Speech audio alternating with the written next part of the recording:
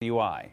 The largest state employee unions will no longer be able to bargain with the state of Wisconsin for higher wages because they are not seeking recertification from the state. NBC15's Zach Schultz explains.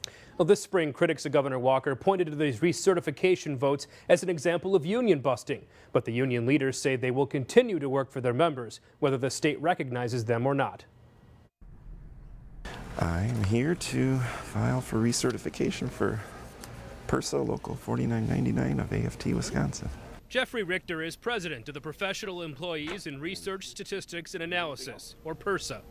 They're one of only a handful of state employee unions to file by today's deadline to hold a recertification vote. The reason why PERSA can do this is because we're small. We're 58 people. Richter is confident more than half of their members will vote yes, forcing the state to recognize them as a union for one more year. The hurdle that we had to go over was paying the $200 tax to the state to be able to recertify as a union. Today's the day where Governor Walker's watching to see if we're going to jump through his flaming hoops. Brian Kennedy is president of AFT Wisconsin.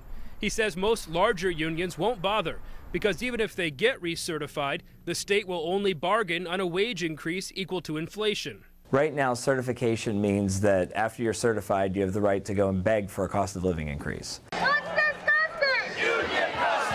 Richter plans on talking about all the rights the state took away. The point is, once you're at a table, you can start talking about the things that you want to talk about. Both men stress state recognition doesn't determine whether a union exists. We existed before government recognized us.